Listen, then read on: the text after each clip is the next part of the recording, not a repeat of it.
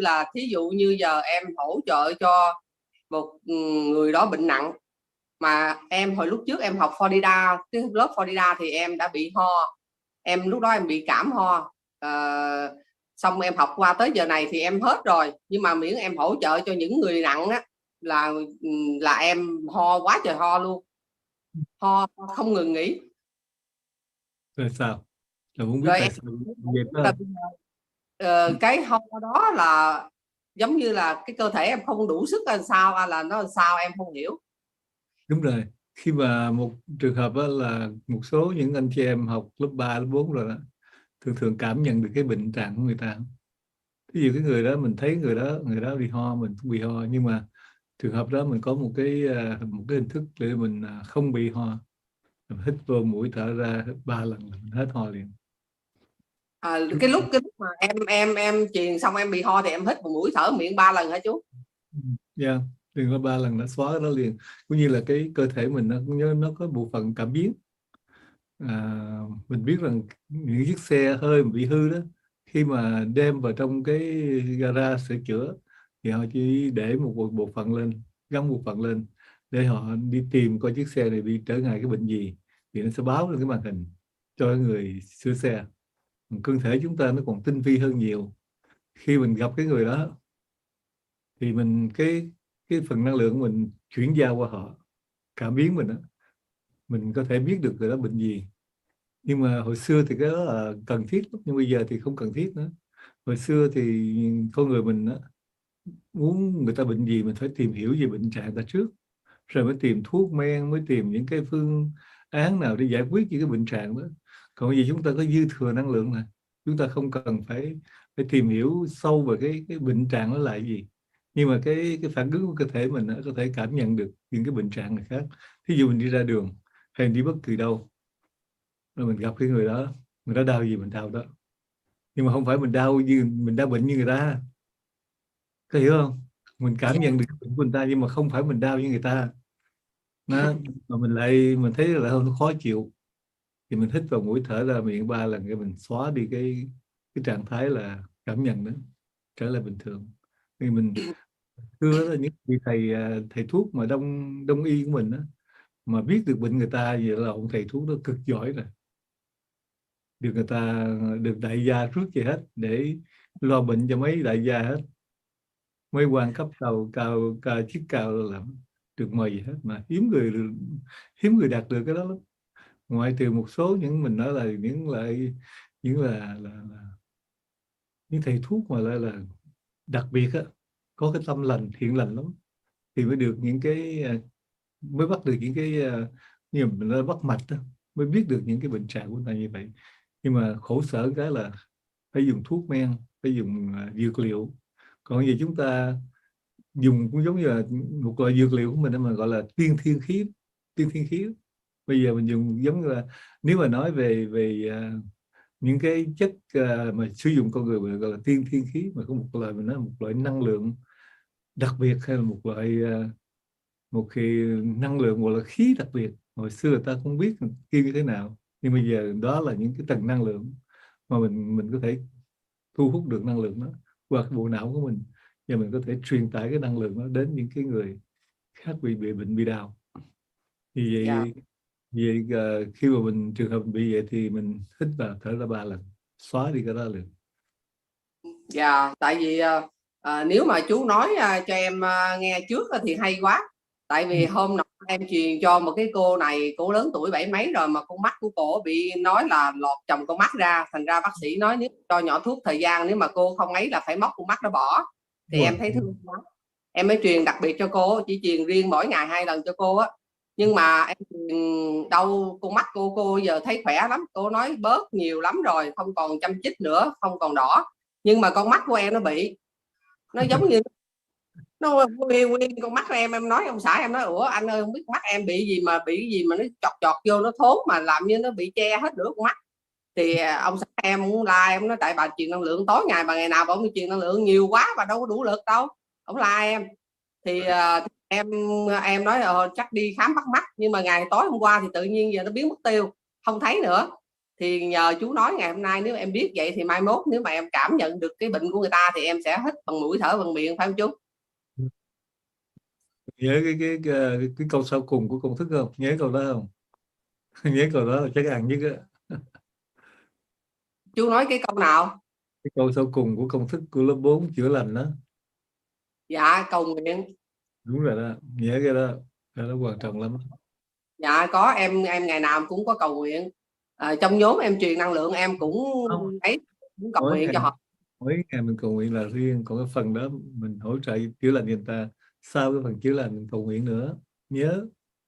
Dạ có chú. Tại vì mỗi lần mà em hỗ trợ cho họ thì em cũng kêu họ nhắm mắt rồi em cầu nguyện, họ cũng cầu nguyện luôn. Là mình mình cầu nguyện thôi cầu chú, nguyện được rồi, mình cầu nguyện được rồi, mình không cần kêu họ cầu nguyện hả? mình cầu nguyện được rồi. Tại vì họ Ồ, đâu có năng lượng đâu mà cầu nguyện, họ chưa học, ồ, họ chưa học đó, đâu có năng lượng đâu. dạ. Ừ. Ồ, vậy bữa nay nhờ em hỏi câu này mà chú giải đáp cái này là em đỡ lắm đây nè. Chứ không có là em trị cho người ta mà em hỗ trợ mà về cái chân người ta đau thì cái chân em cũng đau.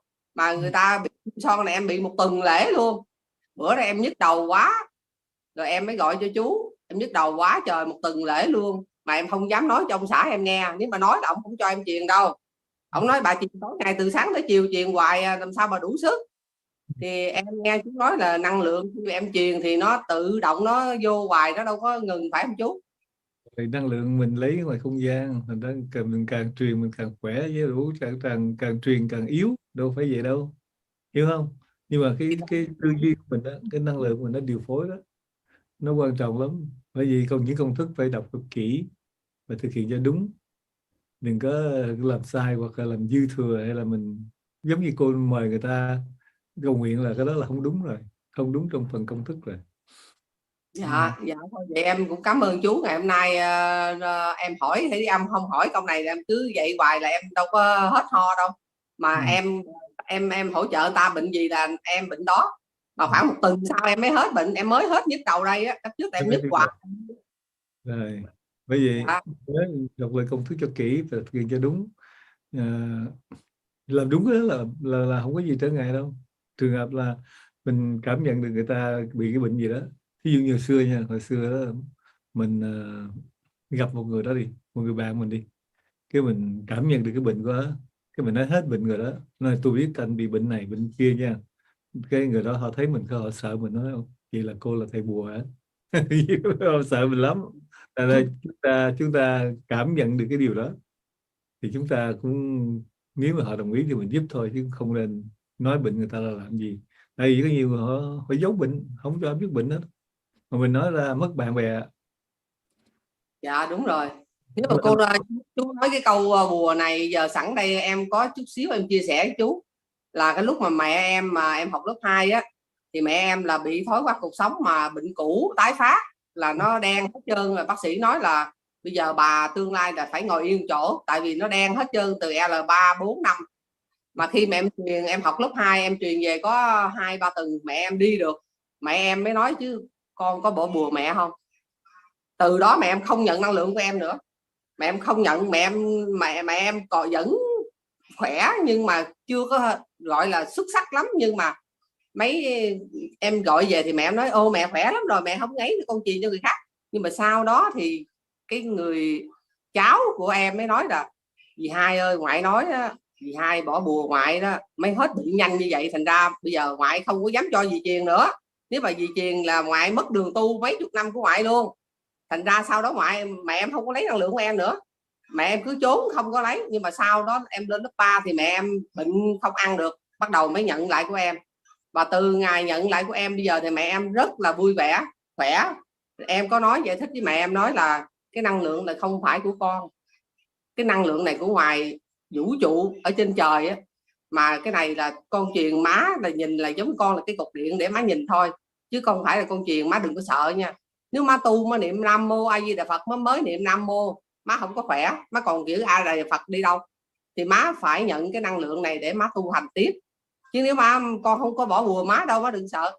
Tại vì mẹ em vô chùa chắc mấy người nói trời ơi không có hay vậy đâu, mới có mấy tuần mà bà đi được rồi chắc bà bị bỏ bùa rồi. Má em sợ không nhận. Mà cái này hồi nãy em nói em không dám nói, bây giờ chú nói vô bùa em mới nói. Đúng rồi, như thế này, một số ông bà chúng ta đó, thường thường là có ông có mời thỉnh ông bà mình, ông nội bà nội, ông cố bà cố gia tiên mình đó ở lại để hỗ trợ phù trợ mình. Thì một số ông bà có phước báo nhiều thì con cái được hưởng, còn một số ông bà tổ tiên mà không có phước báo thì ở lại làm một gánh nặng cho mình dữ lắm. Thành ra chúng ta phải phải hiểu một số những vấn đề đó mà thực hành cho đúng để không làm tổn thương ông bà mình, cũng như làm cho mình bị khổ thêm nữa. Mình đã Dạ. không một mình không đủ rồi, rồi còn phải nuôi thêm một cái tâm linh ở bên cạnh mình nữa. Thành ra bệnh đau tà hoài cũng không hết, uống thuốc cũng không hết. Nhưng mà gặp energy mình, cái mình có năng lượng á, mình hỗ trợ, cái mình cầu nguyện cái linh hồn nó rời về trở về khối sáng rồi học khỏe, hết đau nhanh cực kỳ luôn. And then the last question that she has for Mr. Lee, she said that when I assist people with very severe condition, I often cough, and I cough a lot. And so I just don't know whether that's to do with my body, or I'm not, or I haven't recovered fully, or what is the reason for that. Mr. Lee said that for many participants in level 3 and level 4, when they transmit energy to other people, they can feel that person's condition. Let's say if that person is having a cough, then the transmitter would also experience that. Now, the way to relieve that issue is for you to inhale and exhale 3 times. So you do that, and that is the technique for you to get rid of the coughing. Because the thing is, with our body, we have very sensitive sensor system. It's like a car, right? Let's say if it's if it breaks down, automatically it will detect what is wrong, which part it's damaging. So it's the same with our body. We have much stronger sensor system, and when we transmit energy and when we receive energy, that energy source interact, and we can feel very clearly. Some of us can feel very clearly what the recipient is having. So the thing is, when we feel those conditions that the recipient is experiencing, we are not the one who is sick.